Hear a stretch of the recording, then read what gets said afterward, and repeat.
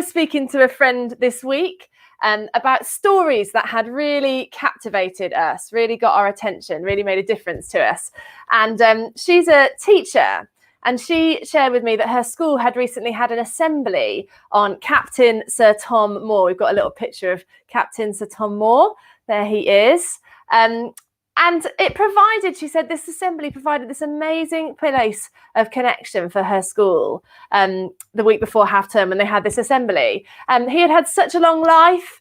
He'd been able to connect with so many different people of all ages, of all different backgrounds, his experience in the army and as a businessman. He just was this person who was able to engage with people, all different sorts of people. And he had this amazing ability, as we witnessed in the first lockdown, to rally people around a cause. He rallied thousands and thousands and thousands of people around raising money for the NHS as he walked up and down his garden 100 times before his 100th birthday.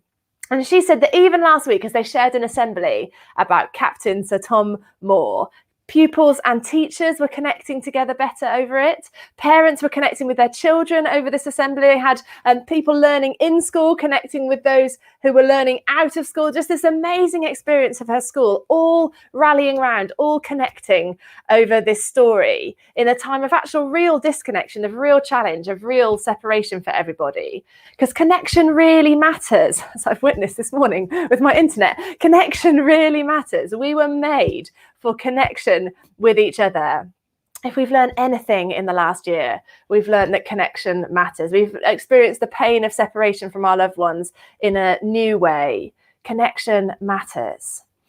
But maybe you've also been aware of your need for spiritual connection this year in a new way. Maybe the change in routine, whatever that looks like for you, has made you ask big questions about life, about us, about why we're here and who we are and what we're doing here. If you're new around here, if you've joined us in the last year, we are so glad to have you with us. And it's so exciting to be able to explore life and faith together. One of the ways we do that at Pattern Church is through Alpha. But we're doing that right now as we're exploring life and faith. We're asking questions. We're seeing what God has to the answers to those questions. And I know some of you might find yourself at this point thinking, yes, brilliant. I can understand my need for connection with others. I can even understand my need for connection with God. Last week, Paul spoke about God the Father in the first part of our Trinity series on God the Father. And he spoke about a God who's not distant, who loves us with an unconditional love. We were made for connection with the love. But I can hear you asking, what does that have to do with Jesus? I get God the Father loves us and I want to connect with that. But where does God the Son come in? Isn't this the second week of our Trinity series about God the Son?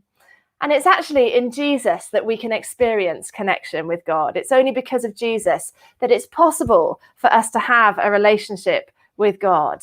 It's through Jesus that we experience God as not distant. Paul talked about God not being distant last week. I expect next week when we hear about the Holy Spirit, we'll hear the phrase again, God is not distant. It's all because of Jesus, God the Son, that we can connect with God. And Jesus was a real person. He was born around 2,000 years ago, and there's historical evidence that he really did live.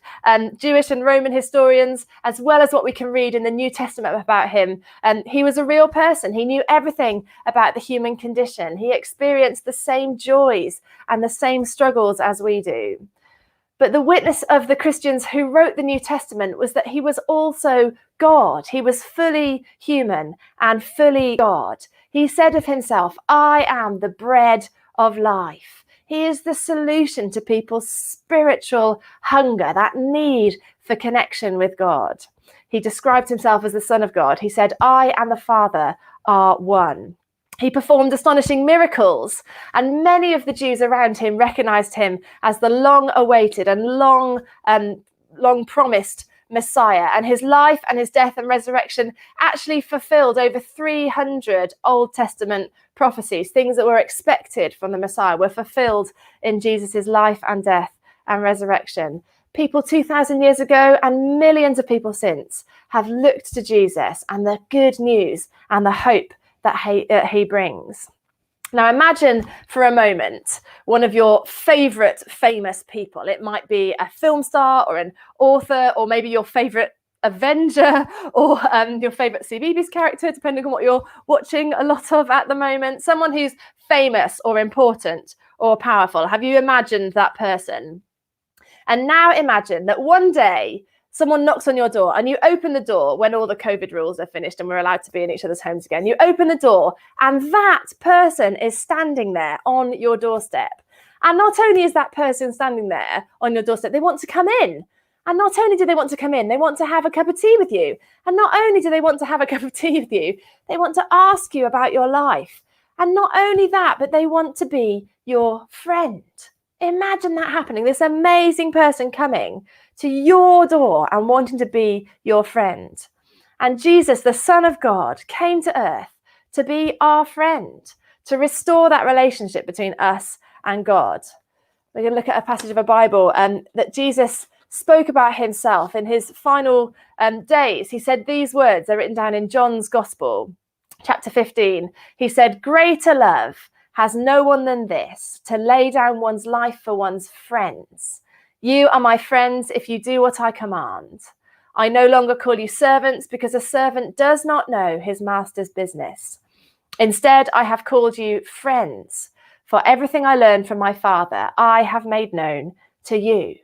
Jesus has made the Father known to us. When we want to see God, we can look at Jesus. In his very life, he restores our connection with God. But it's not just his life, because actually in his death, even more so, he restores our connection with God. He makes it possible for us to have a relationship with God.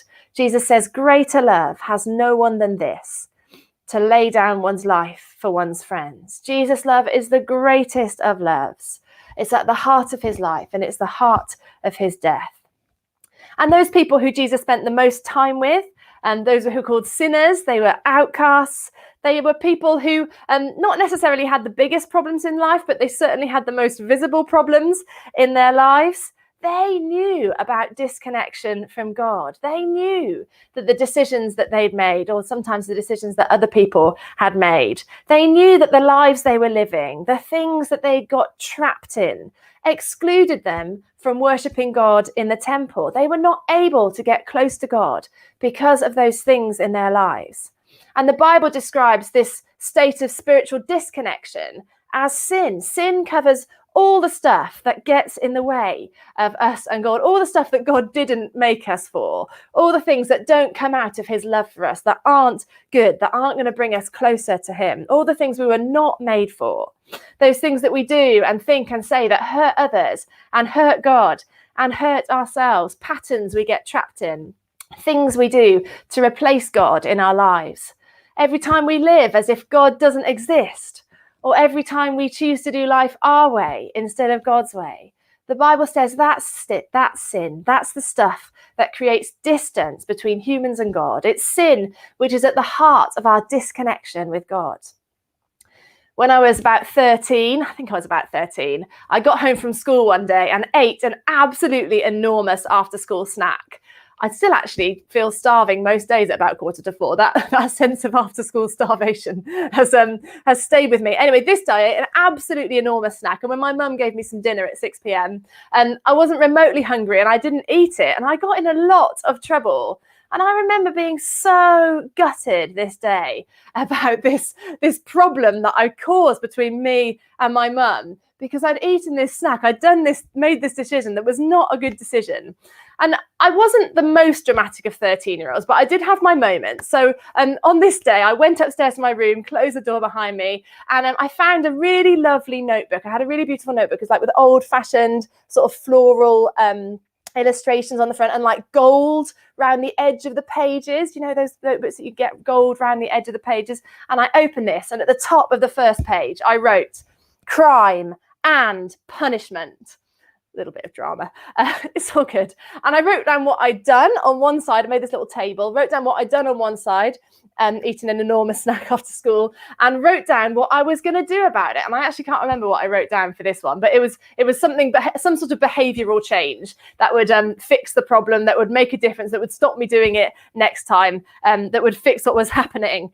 And for a little while, I used that beautiful notebook to record my wrongs and to record how I was going to fix them.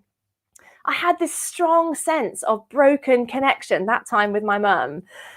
And that sense of that grief over that loss of connection. I had a sense that justice needed to be done, something needed to be done about it, and that I had to fix it myself. But actually, we know that we can't fix it ourselves. We cannot, simply by trying harder, get rid of the problem of sin in our lives. Humans mess up. It's what we do. None of us are immune from it, and we cannot fix it ourselves. It's Jesus's great love that pays the price that sin demands of us.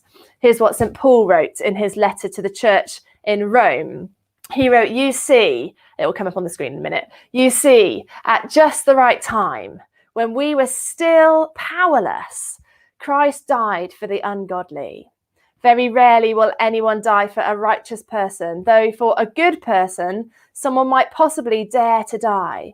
But God demonstrates his own love for us in this: while we were still sinners, Christ died for us." He did what we were powerless to do. He paid the price of what our wrongs deserved. Let me tell you a story about two little boys who were great friends. They played together, they went to school together, they experienced life together. They were inseparable until their careers took them in very different directions. One became a lawyer and the other became a criminal. And as one was promoted to judge, the other sunk deeper and deeper into a life of crime. And eventually the criminal was caught and was sent to trial. And on the day of his trial, he came face to face with his friend, the judge. His judge had a dilemma. He loved his friend, but he had to do justice. And so he decided to fine him the full fine that was required of him, an absolutely huge fine, a fine that the criminal could never afford to pay what he owed. And after that happened, the judge took off his robes and came down the steps from his seat, and he stood with his friend. He took his own checkbook out and he wrote a check to cover the whole cost. He paid the penalty himself. That is what God does in his Son. Jesus pays the penalty himself. Anything and everything that's owed for our sin, anything and everything that justice would demand of us, he has paid. He has dealt with what we are powerless to fix. And back to my beautiful gold-edged notebook. Several years later, I found it and I was surprised to see the list. And I tore the list out of the book. That record of wrongs has no place in God's love for me. It has no place in my life going forward. It is dealt with.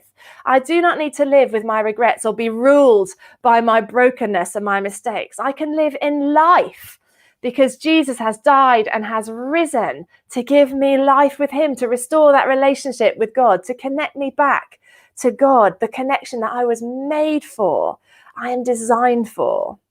When I was 19, I did a Christianity Explored course, a little bit like Alpha, like an introductory course to the Christian faith. I actually would have already called myself a Christian at that point, but I got to the point where I wasn't sure anymore what a difference that actually made in my life. And my friend invited me on this course, so I thought I'd give it a go. And so over about 6 weeks of this course, we talked about Jesus's love and his life and his death and my relationship with God, me and a few friends from uni. And none of this was new to me, but about 3 weeks in, I realized that I really knew this stuff. I really believed this stuff about Jesus. I agreed with it. I knew that Jesus had died for me, that would make a difference in my life, that I was living free because of that. And I wanted to live with him in charge. And quite quickly, that realization that really mattered made a difference in my life. It made a difference to me to know that Jesus really loved me, has really restored me to relationship with him. And I started to want to spend more time with him, to go to church, to join with other Christians, to read my Bible, to pray, not to fill in that second column of my gold notebook, the fixing it myself column, but to invest in this relationship, this connection that had been made possible through Jesus. Really understanding why I needed God the Son as well as God the Father made a huge difference in my life. And I pray that it will make a difference in my life again today and every day when I start to forget why it matters. I pray that God will remind me that I really believe this stuff. I really love Jesus for what he's done for me. And I hope that it will make a difference in your life too. We don't need to live with the weight of our brokenness and our mistakes. We don't need to handle our problems on our own. We don't need to fix this stuff ourselves. We have a God whose death is powerful and whose love and whose grace, that unexpected kindness, that friendship is big enough even for us, even for me, even for you. We have a God who has set us free from the power of sin and death, who has come to restore us to relationship with him and who calls for our response. Imagine your life with spiritual connection with God, restored, knowing that God walks alongside you, is with you in everything you face. Imagine your life walking in freedom from the stuff that's holding you back, in freedom from that list of wrongs, those things that you believe about yourself that are not true. Imagine no longer believing that you're not worthy of God's love, that you no longer have to believe that you have to fix yourself. And imagine those things for the people around you. What a difference it would make in their lives, your family members, your friends, to be living lives of joy and hope because they know how God loves them with the greatest of loves. At Pattern Church, we long to see Swindon come alive with the good news of Jesus. Imagine Swindon where no one feels excluded from a relationship with God, where everyone knows that there's a place for them in the church family, where everyone is given the opportunity to meet Jesus for themselves and to see what a difference he will make to their life. It's the most important story ever told. Forgiveness and peace and love and hope is available, and it's ours to respond to today.